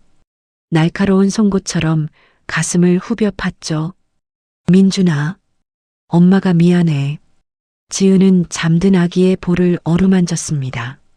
손끝이 떨리고 있었어요. 그때 핸드폰이 울렸습니다. 모르는 번호였어요. 지은은 떨리는 손으로 문자를 열었죠. 야, 한지은. 나 마트 점장이야. 합의금 300만 원 내일까지 안 보내면 도둑년이라고 동네방네 소문낼 거다. 인터넷에도 올릴 거고 내 아들 얼굴도 못 들고 다니게 해줄게. 지은의 손에서 핸드폰이 미끄러졌습니다. 바닥에 떨어지며 딱 소리가 났어요. 300만 원. 3만 원도 없는 처지에 300만 원이라니. 또 문자가 왔어요. 사진 있잖아. 내가 분유 훔치는 거 CCTV로 다 찍혔어. 이거 유튜브에 올리면 난리 나겠다. 미혼모가 분유 훔치다 걸린 썰. 지은은 바닥에 주저앉았습니다. 숨을 쉴 수가 없었어요. 눈앞이 캄캄해졌죠. 300만 원. 어떻게 구하지? 인터넷에 올리면 머릿속이 하얘졌습니다. 민준이 얼굴이 떠올랐어요. 도둑 엄마 밑에서 자라는 아이. 손가락질 받으며 사는 아이. 내가 없으면, 내가 사라지면 어둠 속에서 무서운 생각이 피어올랐습니다. 지은은 고개를 세차게 저었어요. 안 돼. 그러면 안 돼. 하지만 생각은 멈추지 않았습니다. 민준이는 보육원에 가면 돼. 나보다는 나을 거야. 도둑 엄마 밑에서 사는 것보단. 지은은 떨리는 손으로 민준이를 포대기에 업었습니다. 코트를 걸치고 문을 열었어요. 밤 공기가 차가웠습니다. 하지만 느낄 수 없었죠. 온몸이 얼어붙은 것 같았거든요. 한강 다리. 밤 11시가 넘은 시각이었습니다. 지은은 다리 위를 천천히 걸었어요. 강바람이 뺨을 때렸습니다. 머리카락이 사정없이 흩날렸죠. 난간에 손을 얹었습니다. 차가운 쇠 감촉이 손바닥을 파고들었어요. 아래를 내려다봤죠. 검은 물이 찰랑거리고 있었습니다. 가로등 불빛이 물결 위에서 일렁이고 있었어요. 저 아래로 뛰어내리면 모든 게 끝날 것 같았죠. 이러면 안 되는데. 민준이는 어떻게? 눈물이 볼을 타고 흘러내렸습니다. 하지만 발은 움직이지 않았어요. 난간을 붙잡은 손에 힘이 들어갔죠. 그때 등 뒤에서 민준이가 칭얼거렸습니다. 따뜻한 체온이 등에 전해졌어요. 작은 손이 지은의 옷깃을 움켜쥐었죠. 으응, 으응. 지은은 고개를 돌려 아이를 바라봤습니다. 민준이의 맑은 눈이 엄마를 올려다보고 있었어요. 아무것도 모르는 순수한 눈. 미안해. 미안해 민준아. 지은은 다시 난간을 바라봤습니다. 손에 힘을 주고 몸을 일으키려는 순간이었어요. 이 미친년이. 등 뒤에서 벼락 같은 고함이 터졌습니다. 지은은 깜짝 놀라 뒤를 돌아봤어요. 칠성 영감이었습니다. 런닝구 위에 낡은 점퍼 하나만 걸친 채 숨을 헐떡이며 달려오고 있었죠. 영감님? 칠성 영감이 지은의 팔을 낚아챘습니다. 난간에서 확 끌어내렸어요. 지은은 비틀거리며 바닥에 주저앉았죠. 정신이 있어, 없어. 칠성 영감의 호통이 다리 위에 울려 퍼졌습니다. 지은은 멍하니 그를 올려다봤어요. 왜 여기? 내가 멍한 눈으로 나가는 거 봤어. 이 시간에 애 없고 어딜 가나 싶어서 따라왔지. 칠성 영감의 눈이 시뻘겋게 충혈돼 있었습니다. 분노인지 눈물인지 알 수 없었어요. 죽을 용기로 살아, 이 바보야. 칠성 영감이 지은의 어깨를 흔들었습니다. 지은의 머리가 앞뒤로 흔들렸어요. 민준이는 어쩌려고. 내가 죽으면 이 애는 고아원 가서 너처럼 살라고. 그 말에 지은의 눈에서 눈물이 쏟아졌습니다. 참았던 것들이 한꺼번에 터져 나왔어요. 저 어떡해요. 돈도 없고 전과자 되고 인터넷에 올린다고 협박하고. 그래서 죽어. 그러면 저놈들 좋은 일만 해주는 거야. 칠성 영감이 지은을 일으켜 세웠습니다. 떨리는 어깨를 꽉 잡았어요. 악착같이 살아서 복수해야지. 내가 죽으면 그놈들 배만 불러. 저는 아무것도 못해요. 아무것도. 못하긴 뭘 못해. 민준이 있잖아. 저 새끼 눈 좀 봐. 칠성 영감이 지은의 등에 엎인 민준이를 가리켰습니다. 아기는 엄마의 울음소리에 따라 울기 시작했어요. 작은 손이 지은의 옷을 꽉 움켜쥐고 있었죠. 저 애가 너한테 살려달라고 매달리고 있어. 눈 똑바로 떠. 지은은 뒤를 돌아 민준이를 바라봤습니다. 눈물범벅이 된 아기의 얼굴. 엄마를 부르는 작은 울음소리. 으앙, 으앙. 가슴이 찢어지는 것 같았어요. 지은은 난간을 붙잡고 무릎을 꿇었습니다. 통곡이 터져 나왔죠. 미안해. 민준아 미안해. 엄마가 미쳤어. 칠성 영감은 지은 옆에 쪼그려 앉았습니다. 투박한 손으로 지은의 등을 토닥였어요. 울어. 실컷 울어. 근데 여기서 울지 말고 집 가서 울어. 애 감기 걸리겠다. 지은은 한참을 울었습니다. 강바람이 눈물을 말렸어요. 민준이도 엄마 등에서 계속 울었죠. 한참 후 칠성 영감이 지은을 부축해 일으켰습니다. 비틀거리는 지은의 팔을 잡아 걸음을 옮겼어요. 일단 병원 가자. 내 상태가 영 안 좋아. 저 괜찮아요. 괜찮긴 뭐가 괜찮아. 손발이 다 얼었잖아. 칠성 영감이 지은을 이끌고 다리를 건넜습니다. 택시를 잡아 근처 병원 응급실로 향했어요. 응급실에서 지은은 링거를 맞았습니다. 저체온증 초기 증상이었어요. 의사가 며칠 입원하라고 했죠.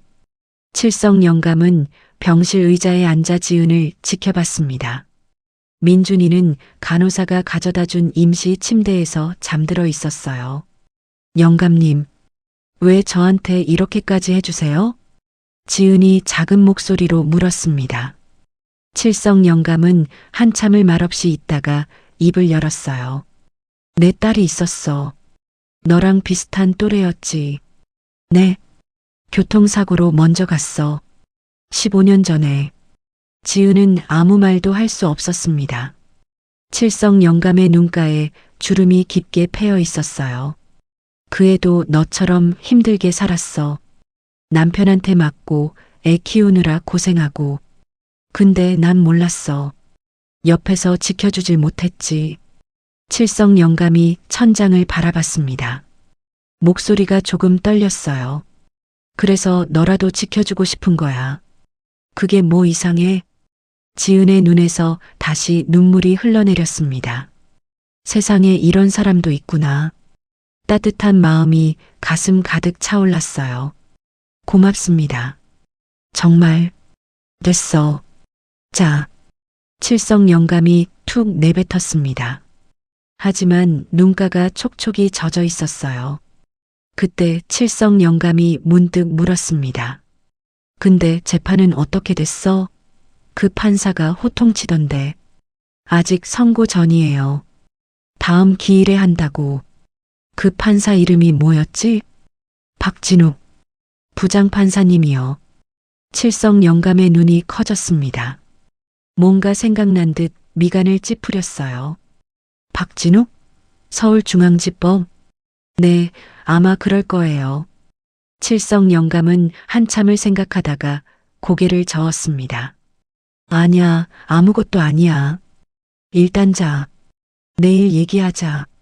칠성 영감은 그렇게 말하고 병실을 나섰어요. 복도에서 핸드폰을 꺼냈습니다. 박진욱. 그 양반이 맞나? 왕년에 경찰서에서 인사차 몇 번 마주친 적이 있었어요. 법조계 쪽 인맥이 좀 있었거든요. 연락처를 찾을 수 있을 것 같았습니다. 칠성 영감은 창밖을 바라봤어요. 동이 트기 시작하고 있었습니다. 지은이 왜 저렇게 힘들게 사는지, 그 판사는 왜 그렇게 호통을 쳤는지, 뭔가 알 수 없는 실타래가 엉켜 있는 것 같았어요. 내일 알아봐야겠군. 칠성 영감은 중얼거리며 병실로 돌아갔습니다. 다음 날 아침, 진욱은 서재에서 뜬 눈으로 밤을 지새웠습니다. 아내 영란은 어젯밤부터 말을 하지 않았어요. 아침밥도 차려주지 않았죠. 진욱은 그게 당연하다고 생각했습니다. 자신이 먼저 상처를 줬으니까요. 소윤이를 만나야 해. 직접 확인해야 해. 진욱은 핸드폰을 들었습니다. 사무관에게 연락해서 지은의 주소를 알아낼까? 하지만 손가락이 움직이지 않았어요. 판사가 피고인의 개인정보를 사적으로 조회하면 문제가 됩니다. 직권남용이 될 수도 있었죠. 36년간 지켜온 원칙을 깰 수는 없었어요. 어떻게 해야 하지? 진욱은 머리를 감싸쥐었습니다. 답이 보이지 않았어요. 그때 핸드폰이 울렸습니다. 모르는 번호였어요. 진욱은 무심코 전화를 받았습니다. 여보세요? 박진욱 부장판사 맞소? 낯선 목소리였습니다.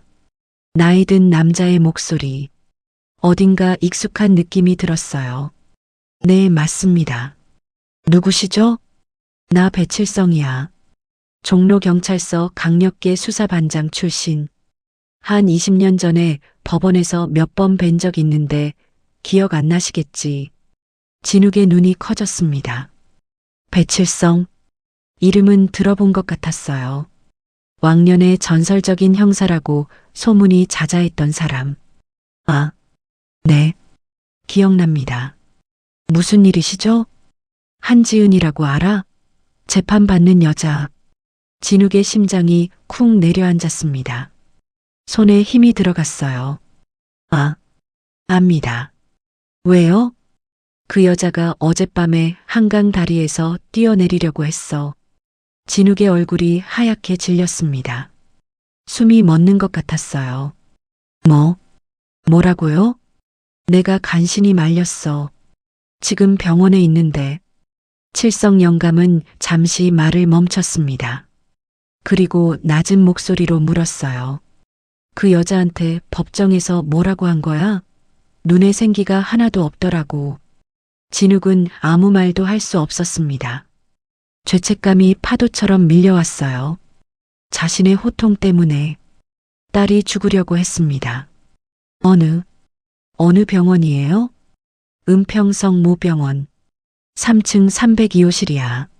지금 바로 갑니다. 진욱은 전화를 끊자마자 현관으로 뛰어갔습니다. 코트도 제대로 걸치지 못한 채 차에 올라탔어요. 영란이 창문에서 내다봤습니다. 남편이 미친 듯이 차를 몰고 나가는 모습. 뭔가 심상치 않다는 걸 직감했어요. 여보, 어디 가요? 하지만 진욱은 이미 사라진 뒤였습니다. 병원 응급실. 진욱은 미친 듯이 달려왔습니다. 302호실 어디예요? 접수대 간호사가 깜짝 놀라 일어났어요.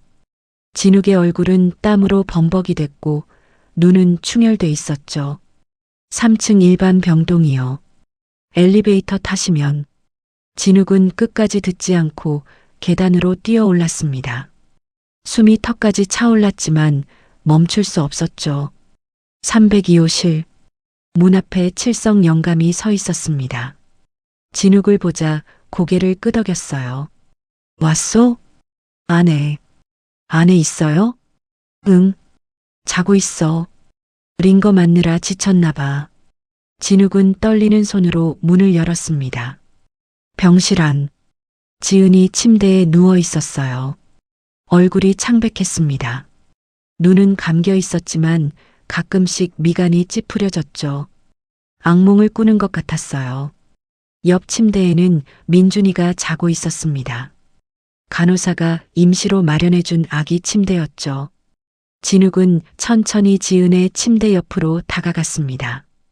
가까이서 보니 눈가에 눈물 자국이 남아 있었어요. 볼은 여위었고 입술은 바짝 말라 있었죠. 내 딸이 이렇게 살았구나. 진욱의 눈에서 눈물이 흘러내렸습니다. 24년 동안 어떻게 살아온 걸까요? 보육원에서 혼자서 아무도 없이. 떨리는 손을 뻗었습니다. 지은의 오른쪽 팔목을 조심스럽게 들어 올렸어요. 소매를 살짝 걷어 올렸죠. 거기 있었습니다. 나비 모양의 화상 흉터. 24년의 세월이 흘렀지만 선명하게 남아 있었어요. 소윤아. 진욱의 입에서 신음이 새어나왔습니다. 이제 더 이상 의심의 여지가 없었어요. 여보. 뒤에서 익숙한 목소리가 들렸습니다. 영란이었어요. 진욱이 황급히 나가는 걸 보고 뒤따라온 거였죠. 여기서 뭐 하는 거예요? 이 여자가 누군데? 영란이 병실로 들어서다 멈칫했습니다. 진욱이 지은의 팔목을 잡고 울고 있는 모습을 본 거예요. 여보, 왜 울어요? 이 사람이 누구예요? 진욱은 대답 대신 지은의 팔목을 영란 쪽으로 돌렸습니다. 형광등 불빛 아래 드러난 나비 모양의 흉터. 영란의 눈이 커졌어요.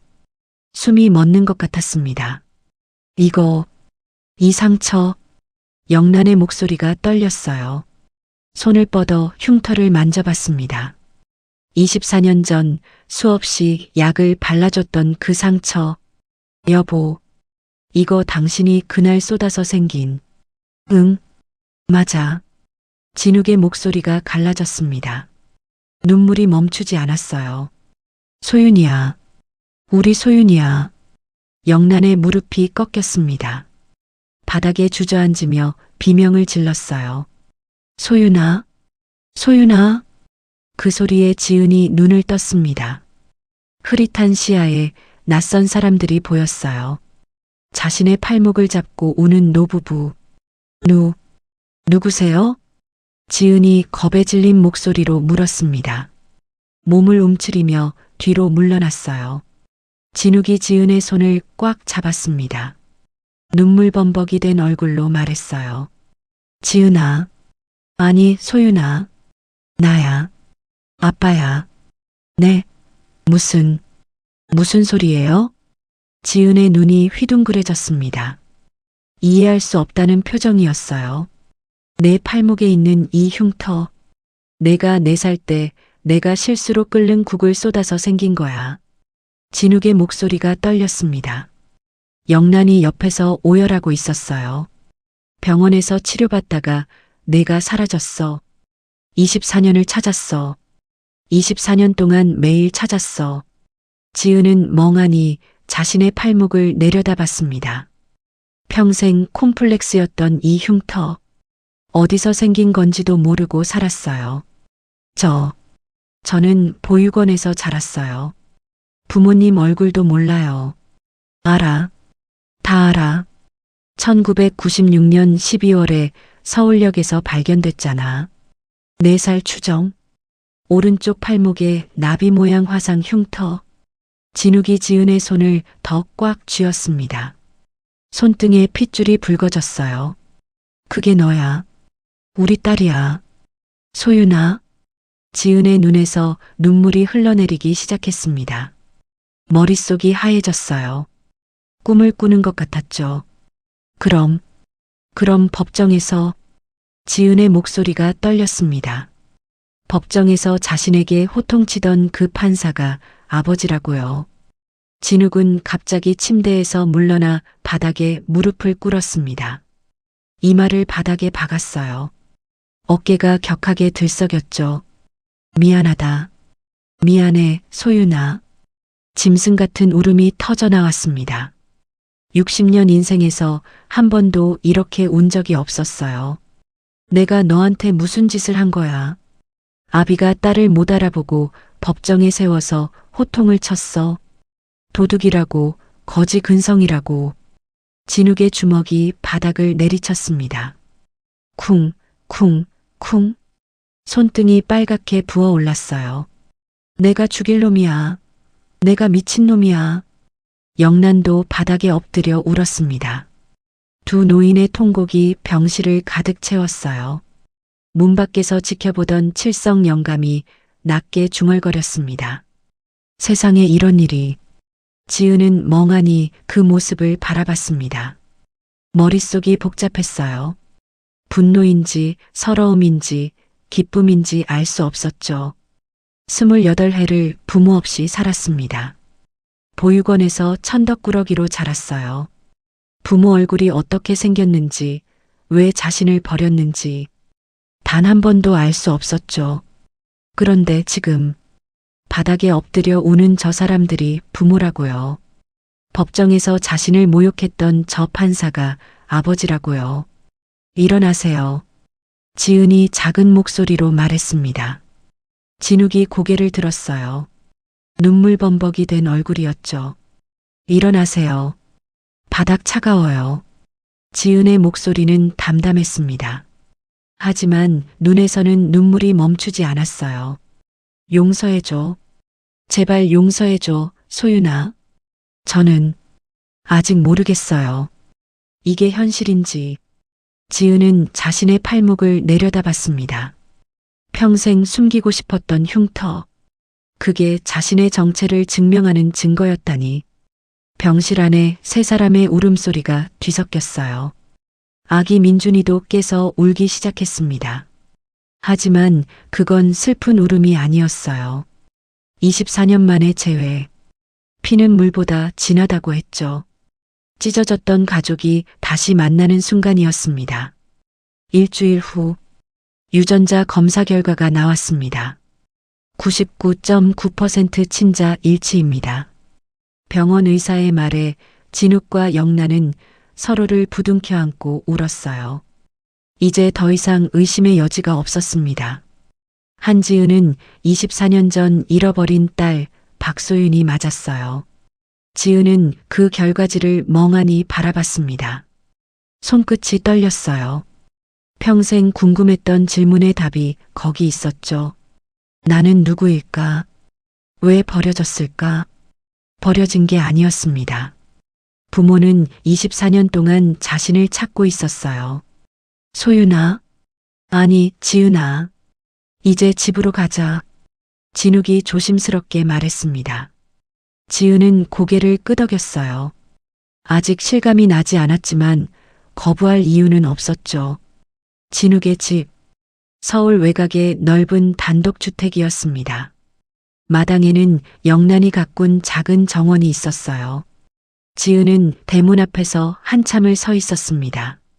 민준이를 아는 채 집을 올려다봤죠. 이렇게 큰 집은 난생 처음 봤어요. 들어와. 내 방도 준비해뒀어. 영란이 지은의 손을 잡아 이끌었습니다. 손이 따뜻했어요. 지은은 영란을 따라 집 안으로 들어갔죠. 2층 햇살 좋은 방. 영란이 문을 열었습니다. 안에는 새 침대와 아기 침대, 그리고 가득 쌓인 아기 용품이 있었어요. 며칠 동안 준비했어. 부족하면 말해. 영란의 눈가가 젖어 있었습니다. 지은도 눈물이 차올랐어요. 감사합니다. 고맙긴. 내가 내 딸인데. 영란이 지은을 꼭 안았습니다. 24년 만에 포옹. 지은은 그 품에서 한참을 울었어요. 며칠 후 오후, 진욱은 서재에서 책을 읽고 있었습니다. 영란은 지은과 함께 민준이를 돌보고 있었죠. 그때 초인종이 울렸어요. 제가 볼게요. 지은이 일어나 현관으로 향했습니다. 인터폰 화면을 보는 순간 얼굴이 하얗게 질렸어요. 점장 최동수였습니다. 어떻게 이 주소를 알아낸 걸까요? 야, 한지은. 문 열어. 이사 갔다고 도망칠 줄 알아? 점장의 고함이 인터폰 너머로 들렸습니다. 지은의 손이 떨리기 시작했어요. 무슨 일이야? 진욱이 서재에서 나왔습니다. 지은의 창백한 얼굴을 보고 미간을 찌푸렸죠. 마트 점장이 왔어요. 진욱의 눈빛이 차갑게 변했습니다. 딸을 협박하고 괴롭혔던 그놈. 한강 다리까지 내몬 그 인간이 여기까지 찾아온 거예요. 내가 나갈게. 진욱이 현관문을 열었습니다. 점장은 큰 집을 보며 눈을 빛내고 있었어요. 돈 냄새를 맡은 거죠. 어르신, 한지은 여기 살죠? 그 여자 친척이세요? 점장이 능글맞게 웃었습니다. 집이 크니까 돈이 있을 거라고 생각한 모양이었어요. 그 여자가 저한테 빚이 있어서요. 합의금 300, 아니 500만 원만 주시면 없던 일로 해드릴게요. 점장이 금액을 올렸습니다. 큰 집을 보니 욕심이 난 거죠. 진욱은 아무 말 없이 점장을 바라봤어요. 차가운 눈빛, 법정에서 피고인을 내려다보던 그 눈이었습니다. 뭐야, 왜 그렇게 쳐다봐요? 점장이 불편한 듯 몸을 비틀었어요. 그때 진욱이 입을 열었습니다. 한지은이 누군지 알아? 누구긴요. 마트에서 분유 훔친 도둑년이죠. 점장이 코웃음을 쳤습니다. 진욱의 주먹에 힘이 들어갔어요. 내 딸이야. 네. 한지은이 내 딸이라고. 점장의 얼굴에서 웃음이 사라졌습니다. 뭔가 이상한 낌새를 느낀 거죠. 그리고 나는 진욱이 한 발 앞으로 나섰습니다. 점장이 움찔하며 뒤로 물러났어요. 서울중앙지방법원 부장판사 박진욱이야. 점장의 얼굴이 순식간에 하얘졌습니다. 입이 벌어졌지만 아무 소리도 나오지 않았어요. 부장판사요? 그래. 내가 내 딸한테 뭐라고 했는지 다 알아. 합의금 안 내면 인터넷에 올린다고? 도둑년이라고 소문내겠다고? 진욱의 목소리가 낮고 차갑게 울렸습니다. 법정에서 판결을 내릴 때보다 더 무서운 목소리였어요. 형법 제283조 협박죄, 제350조 공갈죄. 내가 보낸 문자 다 저장해뒀어.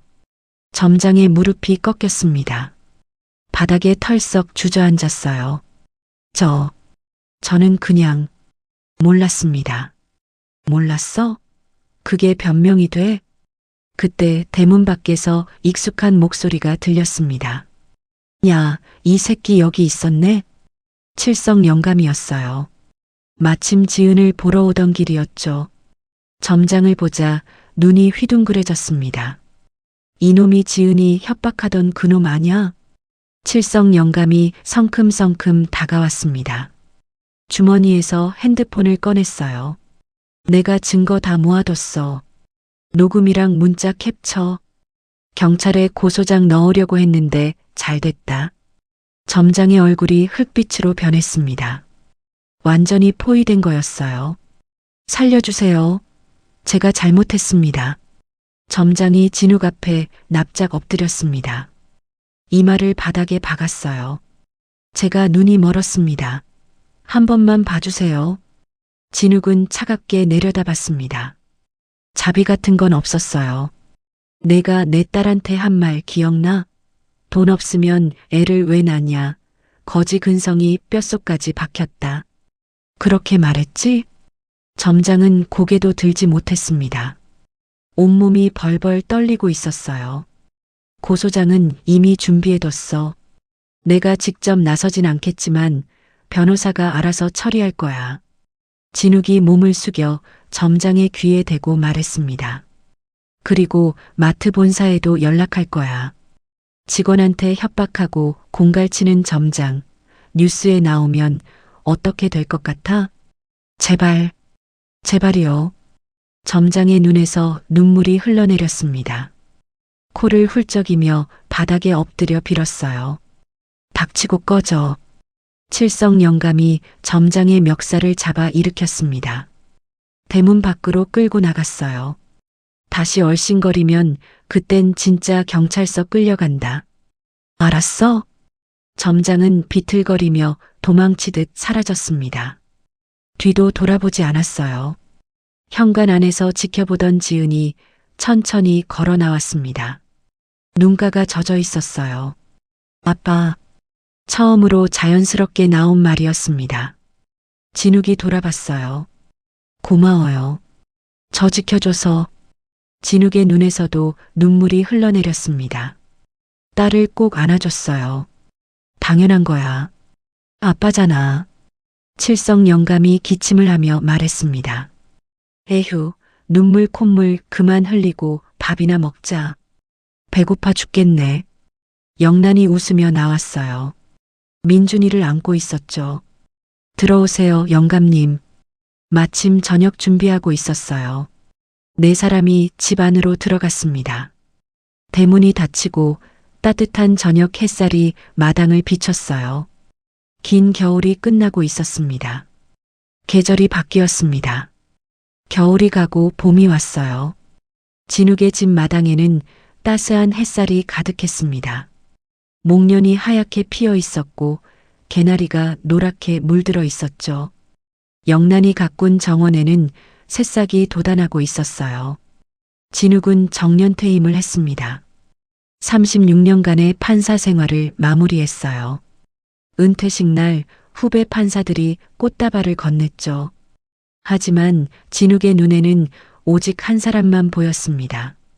방청석 맨 뒷줄에 앉아있던 지은. 민준이를 안고 조용히 미소 짓고 있었어요. 그 모습을 보는 것만으로 진욱은 충분했습니다. 은퇴 후 진욱은 법복 대신 작업복을 입었습니다. 마당 한쪽에 작업대를 펴고 목공을 시작했어요. 톱질을 하고 사포질을 하고 못을 박았죠. 서툰 솜씨였습니다. 손에 물집이 잡히고 나무에 금이 가기도 했어요. 하지만 진욱은 멈추지 않았죠. 손주 민준이를 위한 침대를 만들고 있었거든요.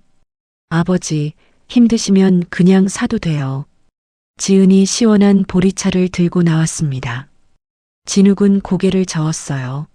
아니야. 이건 내가 직접 만들어야 해. 진욱은 나무를 다듬으며 말했습니다. 24년 전에 내 손으로 내게 상처를 줬잖아. 이번엔 내 손으로 뭔가 좋은 걸 만들어주고 싶어. 지은의 눈가가 젖어왔어요. 아버지의 넓은 등을 바라보며 아무 말도 하지 못했습니다. 그 손, 끓는 국을 쏟아 딸에게 화상을 입혔던 손, 법정에서 판결문을 휘갈겼던 손, 이제는 손주를 위해 침대를 만드는 손이 됐어요. 진욱의 손등에는 굳은 살이 박여 있었습니다.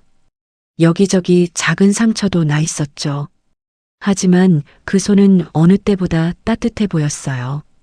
일주일 후 침대가 완성됐습니다. 작은 원목 침대였어요. 난간에는 나비 모양의 조각이 새겨져 있었습니다. 진욱이 직접 깎아 만든 거였죠. 나비요? 지은이 물었습니다. 진욱은 머쓱하게 웃었어요. 응, 내 팔목에 있는 거 흉터라고 생각하지 말았으면 해서. 나비는 예쁜 거잖아. 지은은 자신의 오른쪽 팔목을 내려다봤습니다. 평생 숨기고 싶었던 흉터. 하지만 이제는 다르게 보였어요. 이건 상처가 아니었습니다. 아버지와 자신을 이어주는 표식이었죠. 24년 동안 헤어졌다가 다시 만나게 해준 증표였어요.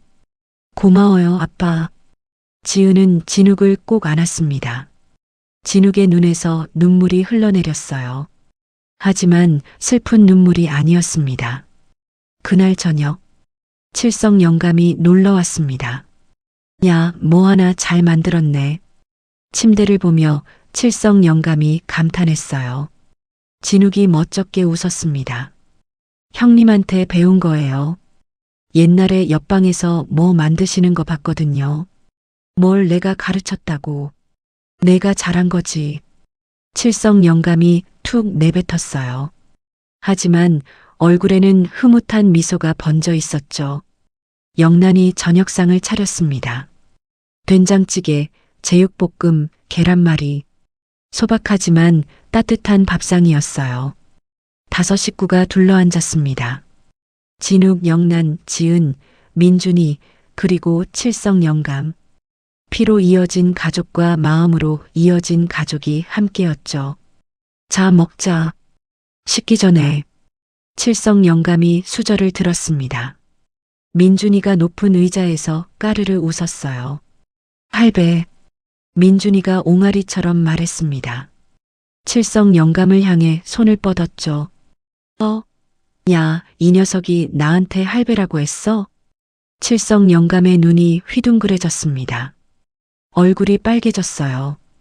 에이, 우연이겠지. 할배. 민준이가 또 말했어요.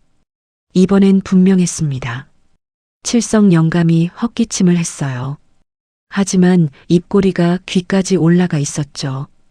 이 녀석 똑똑하네. 누굴 닮아서? 영감님 닮았나 보죠. 지은이 웃으며 말했습니다. 식탁에 웃음꽃이 피어났어요. 저녁을 먹은 후 지은은 민준이를 새 침대에 눕혔습니다. 아기는 금세 잠이 들었어요. 새 나무 냄새가 은은하게 퍼졌죠. 난간에 새겨진 나비가 달빛을 받아 반짝였습니다. 지은은 침대 옆에 앉아 아들의 얼굴을 바라봤어요. 평화로운 얼굴, 세상 모르고 자는 모습. 민준아, 너는 엄마처럼 살지 않아도 돼. 지은이 작게 속삭였습니다. 할아버지도 있고 할머니도 있고 칠성 할배도 있어. 많이 사랑받으면서 자라렴. 민준이가 잠꼬대처럼 옹알거렸어요. 작은 손이 허공을 더듬다가 지은의 손가락을 잡았죠. 꼭. 지은의 눈에서 눈물이 흘러내렸습니다. 하지만 미소를 짓고 있었어요. 문 밖에서 진욱과 영란이 지켜보고 있었습니다. 두 사람도 눈가가 젖어 있었죠. 하지만 아무 말도 하지 않았어요. 굳이 말하지 않아도 됐으니까요. 밤이 깊었습니다. 마당에 달빛이 가득 쏟아졌어요. 진욱은 마당 벤치에 앉아 하늘을 올려다봤습니다. 별이 총총했어요. 24년 동안 이렇게 평화로운 밤은 처음이었죠. 영란이 다가와 옆에 앉았습니다. 두 사람은 한동안 말없이 하늘을 바라봤어요. 여보. 영란이 먼저 입을 열었습니다. 우리 소윤이 찾았네요. 응. 찾았어. 24년이나 걸렸지만 찾았네요. 영란의 목소리가 떨렸습니다. 진욱이 아내의 손을 잡았어요. 미안해. 그동안 힘들게 해서. 나도 미안해요. 혼자 힘들었을 텐데. 두 사람의 손이 꽉 맞잡혔습니다. 24년간의 죄책감과 슬픔이 천천히 녹아내리고 있었어요. 2층 창문에 불이 켜져 있었습니다. 지은이 민준이 옆에서 자장가를 부르고 있었죠. 작은 목소리가 바람을 타고 희미하게 들려왔어요. 진욱은 눈을 감았습니다. 오랜만에 마음이 편안했어요. 악몽은 이제 오지 않을 것 같았습니다. 다음 날 아침, 햇살이 창문으로 쏟아져 들어왔습니다. 민준이가 새 침대에서 눈을 떴어요. 까르르 웃으며 손을 뻗었습니다. 난간에 새겨진 나비를 향해 지은이 아이를 안아 올렸습니다. 창문 너머로 마당이 보였어요. 진욱이 정원에 물을 주고 있었습니다. 영란이 빨래를 널고 있었죠. 대문 밖에서는 칠성 영감이 손을 흔들며 들어오고 있었어요. 평범한 아침. 하지만 지은에게는 기적 같은 풍경이었습니다. 가족이라는 것, 누군가에게 속한다는 것, 28회 만에 처음 느껴보는 감정이었어요.